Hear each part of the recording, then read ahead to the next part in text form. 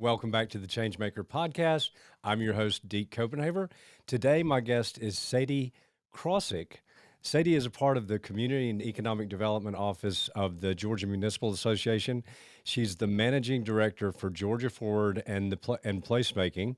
Prior to working for GMA, she served as the Economic Development Director for the City of Monroe for 9 years. Sadie lives in Monroe with her husband, Brian, and their 4 children. Ladies and gentlemen, welcome to Sadie. Welcome to the Changemaker podcast, hosted by Deke Copenhaver. Deke is the author of The Changemaker, a Forbes publishing book that has reached #1 on Amazon on multiple occasions and in multiple categories like management skills and total quality management. During this podcast, Deke interviews exceptional change-making leaders. Deke currently operates Copenhaver Consulting, where he helps local governments and other public organizations maximize their potential. He's also a sought-after public speaker. We hope that the Changemaker has an impact on you today and that you find takeaways that make you a better leader in your life. Now, here's Deke. Thank you. Happy to be here. Well, we're so glad to have you here, and you know my fondness for Georgia Forward, which is now a part of GMA. I was one of the founding board members, still serve on the board today, and I just think that the work of Georgia Forward is so important. So, for our listeners and viewers, could you explain to them a little bit about maybe the history and the work of Georgia Forward?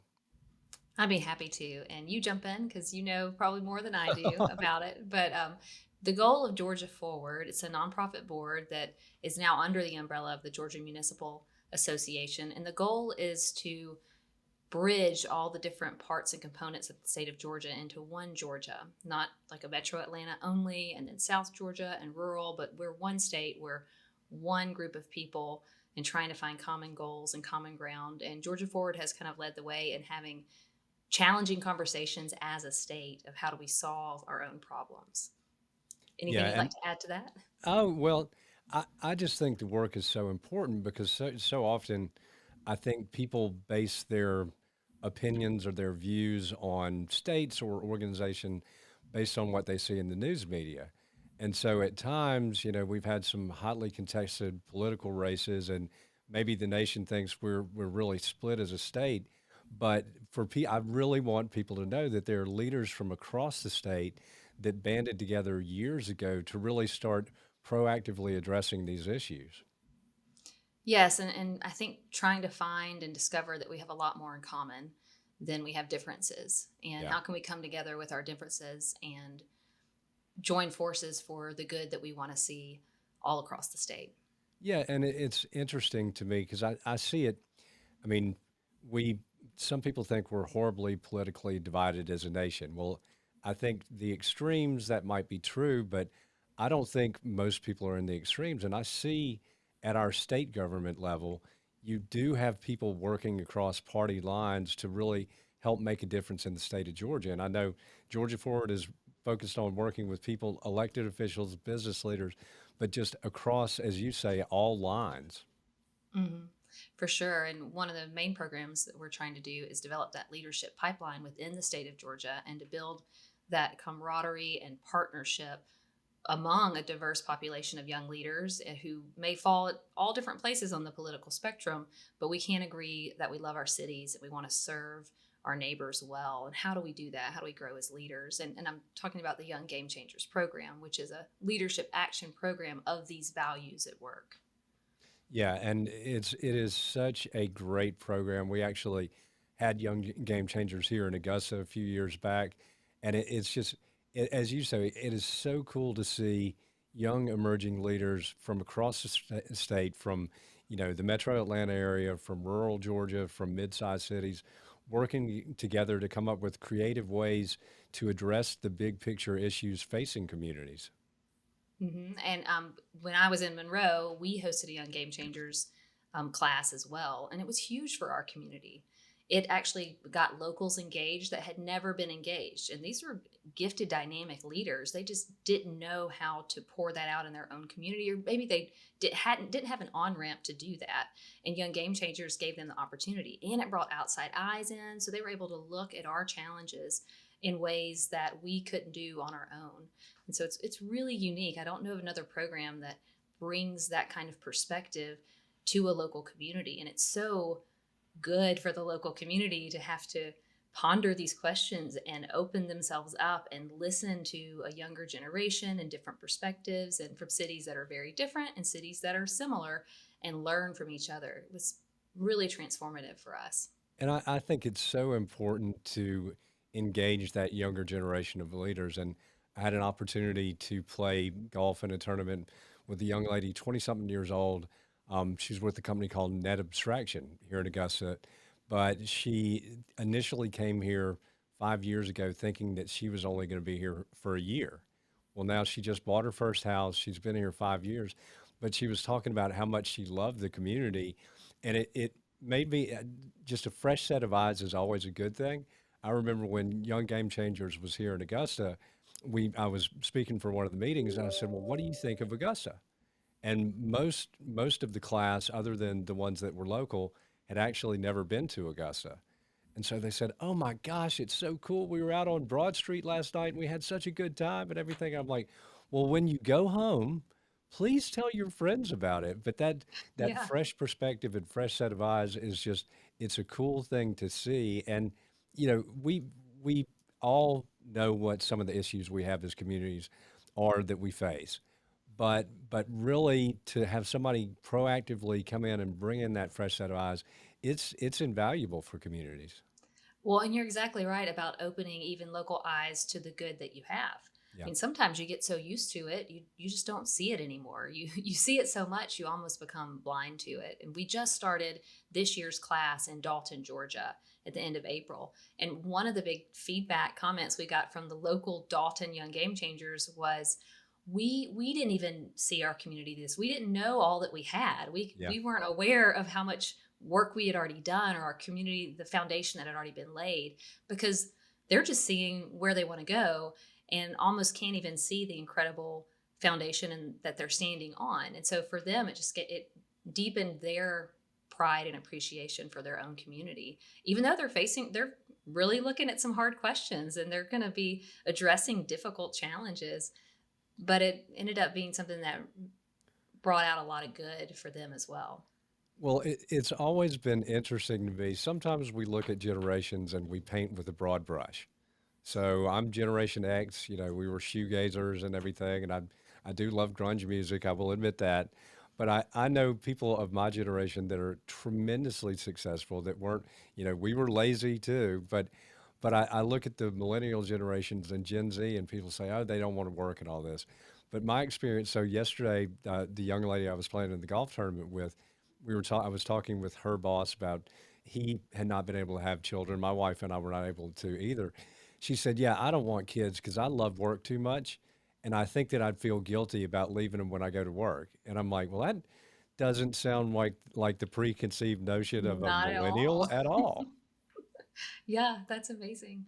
It's really enjoyable to be with this group of 50 young game changers that started in Dalton, because one of the first things we did was kind of evaluate their gifts and their skills. And so everybody learned about each other. They listed how they work, how they think, and they're all hard workers. They're incredibly driven as a group. And you're right, it's encouraging to see, and very different than maybe how I approached my career or life. But they have their goals, they know what they're doing. And partly that's what that program attracts, is Yeah. people who know they want to develop and grow.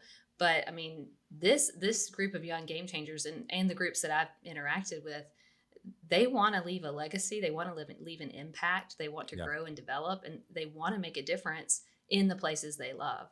And I mean, like your friend you're mentioning, she didn't expect to fall in love with Augusta. But you Yeah. can't help what you fall in love with. And that's one common theme that we see, is that the places they fall in love with, they want to serve them. They want to leave an impact. They want to make a difference there.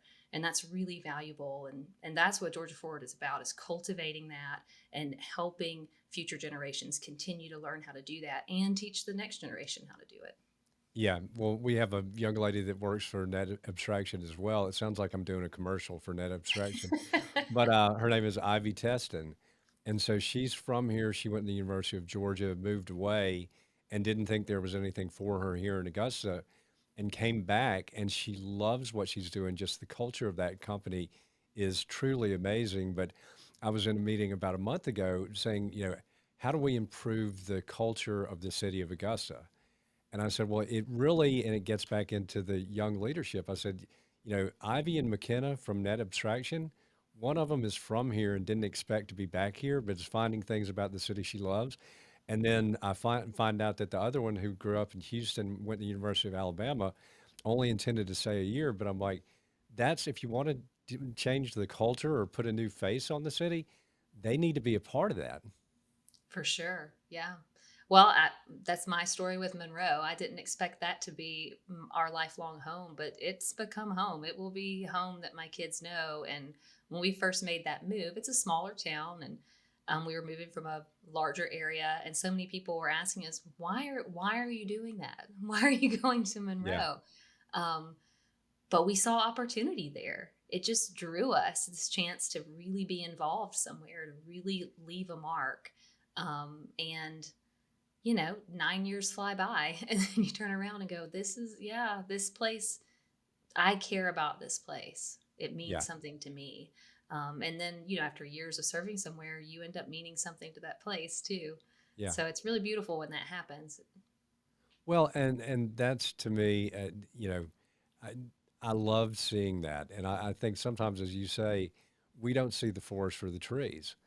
I grew up in Augusta. I went to Atlanta for a while, then Beaufort, South Carolina, and came back, and appreciate it so much more because of the fact I think that I've been away. But I think what happens, and I would share with people I was in office, it's hard to make a case to local citizens that your taxes are low if that's the only situation, if they've only ever lived here. Exactly. But I'm like, go Yeah. to Atlanta and look at what your tax bill would be in Atlanta. You kind of have to appreciate what you have. Sometimes you have to be in something else where you don't have it, for sure.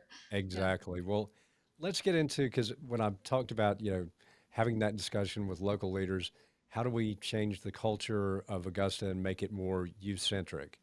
But you're also in the placemaking field. And so talk a little bit about Yes. that, about how placemaking for communities really plays an integral role in our economic development efforts. And I know you've had experience in economic development. Yes, and placemaking is a newer term. It's getting more popular now, but it's describing something that's been happening for a long time. And it's when there's a concentrated, focused effort to make places special. Just that sense that, oh, wait, I'm somewhere unique. I'm somewhere that means something to someone. It doesn't feel like anywhere USA. Yeah. You can notice it when you kind of drive on a normal highway, and then all of a sudden you start noticing, wait, the scenery just changed. Something's different about this place. I've entered into a new place that just seems like it has its own identity. And so the idea that those things don't just happen, they happen when people intentionally make investment over time. And so what placemaking is doing is coming alongside communities, coming alongside groups of people. Honestly, what Young Game Changers does with their work in a local community is help in that placemaking effort in some ways, because they're identifying the assets that are already there. They're identifying, well, this is what you have going for your community. When we come here, this is what we notice that we only notice here. And they kind of help pull those things out, because those are your strengths. I mean, Yeah. that's what you have to work with, is do what you can with what you have. And that's what placemaking is kind of identifying who here loves this place, why do they love it, and how do we empower that more? How do we make more of that? How do we capture that in visual arts, in public events, almost capturing the spirit of a community and what makes it special? And so in some towns, they've noticed that our theme is peacocks. There's a lot of peacock feathers in Dalton, for example. And so they've leaned into that. Like, that's special. I guess we didn't realize that was kind of weird. It's like those things in your family that maybe you didn't realize that was a unique tradition Yep. until you go off to college or you go somewhere. You're like, oh, y'all didn't do that? It's like, that's what makes you special. And so kind of identifying those characteristics in a community and then making them more permanent in the visual arts and in ways that the next generation can enjoy them, kind of adopt them as part of their identity as well. So that's kind of a brief definition of what that means. Yeah. Yeah, I'll give a real world example of this that is very poignant for me. So when we were recruiting Starbucks when I was in office, the other finalists with regards to getting this $170 million production facility and 130 new jobs that came with it, Florence, South Carolina was the other finalist, and they actually had a better incentives package than we did. But Starbucks at the time felt like they liked our downtown better, and they thought that we had a stronger arts and cultural community. Hmm. So we got and since the facility announced, they've doubled their footprint and doubled employment. So strong arts and cultural community, good downtown, help bring in, hundreds of jobs and multi-million dollar investment. But I was in Florence doing a piece of consulting work last summer, and their downtown is now amazing. They partnered with their local university to do a performing arts center downtown. It's just their public art program is amazing. But to a person, everybody told me that they remembered why they lost Starbucks. And their Wow. planning director even told me that every new employee that they have, they tell them that story and they say, this is why we're focused on our downtown. And Hmm. at the end of the program, I said, look, if you guys had had then what you have now, you'd also They have would the have gotten Starbucks it. facility. but, Yeah. but I applaud you for using that as an impetus to go all in on your downtown and create that unique sense of place. Yeah. I mean, because we want to be people of meaning. We want our lives to have meaning. And so we're drawn to places that have more, that feel like they have more meaning. And so that's a great illustration of why placemaking is economic development, because it's not just making things pretty and, investing in the arts and things that can seem silly, but they create that sense of identity and meaning that drive economic investment. Because this place values who they are, it makes outside businesses coming in going, well, they're probably going to value us, and we can attract talent that wants to be here because they'll want to Yeah. be in a place that has these amenities, that has a sense of community and culture that they can become a part of. So that's a great example. I'm so glad you shared it, because we focus on placemaking to set the stage and to almost lay that foundational groundwork so then they can do the broader economic development projects, because it has to be more than incentives, because they're going to be establishing their business here and attracting a whole group of people, and they want to have a culture that's going to be unique and healthy and strong, and so they want it to be in a community that can help mirror that outside of those walls. And that's what we're seeing in economic development today, much more than build a building and they will come. It's Yeah. build a place, and then that place attracts outside investment. Well, and so often, and I was very, I worked a lot on our economic development efforts during my time in office, but I think so often, local governments can get caught up in, oh, well, we've got to give the best incentives package. But a consultant with Starbucks said, every company's going to, obviously you've been in economic development, people want good incentives packages. He said, but really, if you're looking to make a 20 to 30-year investment, you want your employees to be happy. So you want that good quality of life in the communities where you locate. Mm-hmm. And I think it kind of goes back to that community having a sense of who they are Yeah. and knowing their value. And I think companies respect that. I mean, yes, they want all the incentives they can get, and you have to get all those pieces together too. And you have to know your demographics and have the funding and the infrastructure. But that extra factor is, I don't know, this place just seems to have something special. And it kind of, I almost equate it to, for my kids, for dating. It's like, you need to know who you are so that you Yeah. don't settle, and you make people work to earn who you are, to earn your presence. It's kind of similar. When people have that confidence in who they are, you can get people to rise to a higher level. Yeah. And that, for me, it wasn't hard to sell Augusta when I was in office because I'm like, we have a low cost of living, good Mhm. quality of life, and we're an internationally known brand name of a city for being home to the Masters Golf Tournament, James Brown, two-thirds of Lady Antebellum, and Jesse Norman, the youngest ever Kennedy Center honoree. And I'm like, how many other places can say that?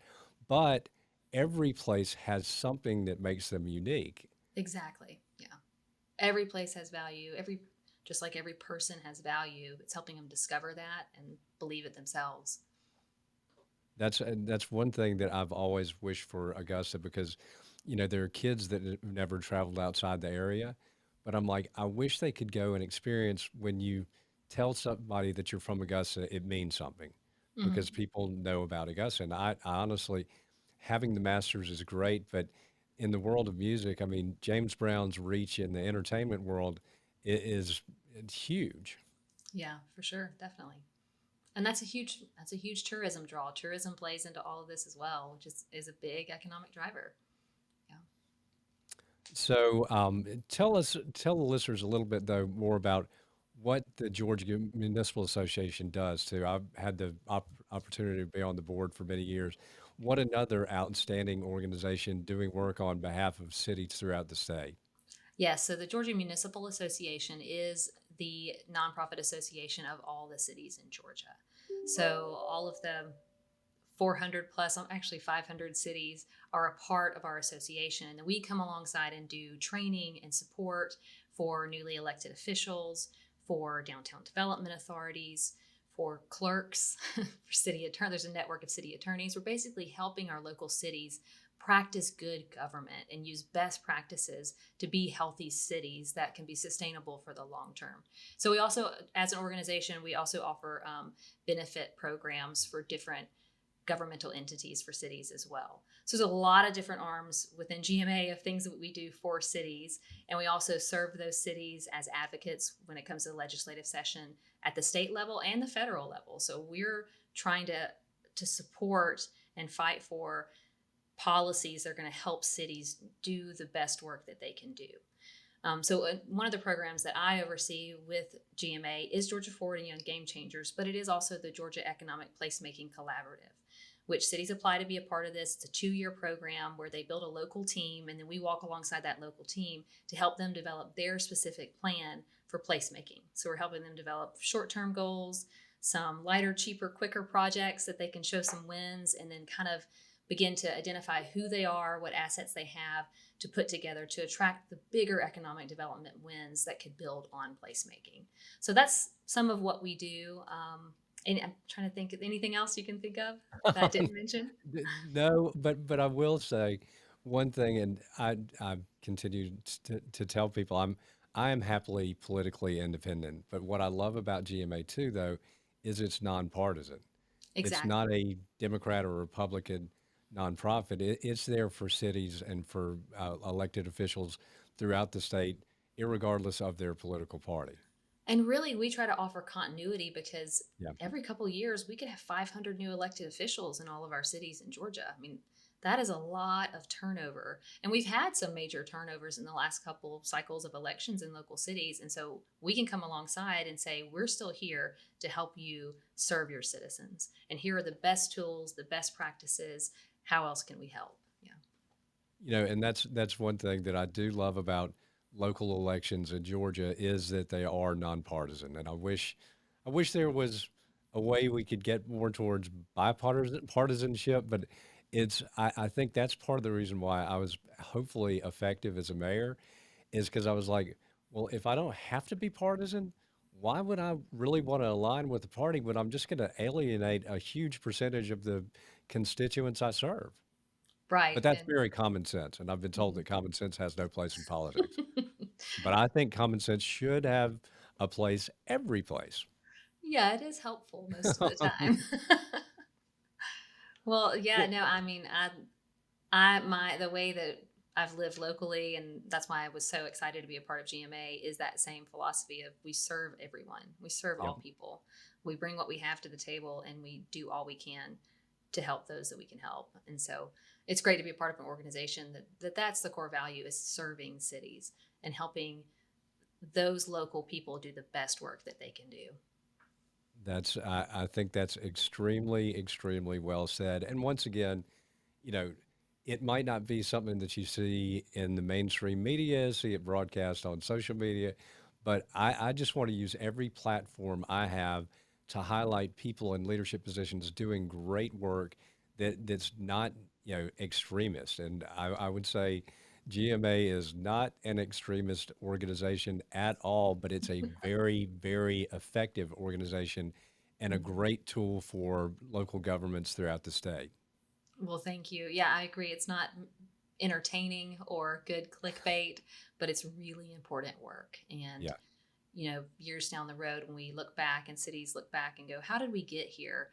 They're going to talk about people that served well, made sacrifices, and were committed to their community. And that's what we want to empower and make possible.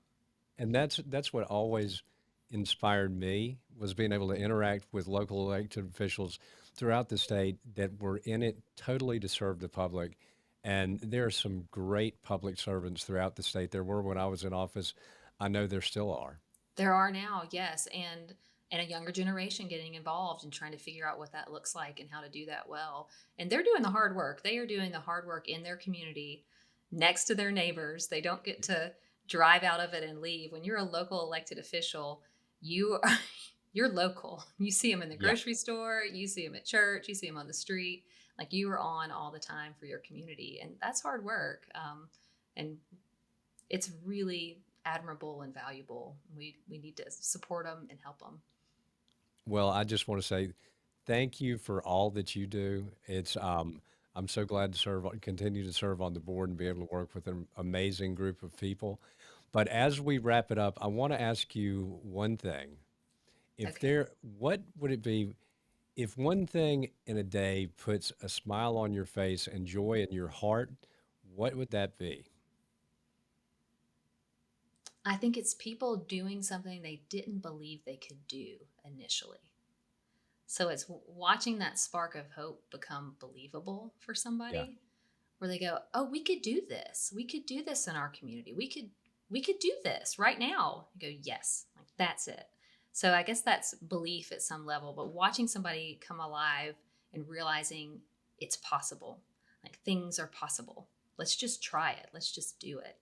So I would say that. Yeah, I think that that's one of the best answers I've gotten, but that is that aha moment when people realize, "Yeah, I got this, we got this." But, Yeah. that's a wonderful thing to watch, and so great answer, but I will tell you, Sadie, it has been a pleasure having you today. Thanks for taking the time out to be a part of the show. Well, thanks for asking me. This was great. Really appreciate it. Alrighty, guys. Well, we are dropping the mic, and we are out.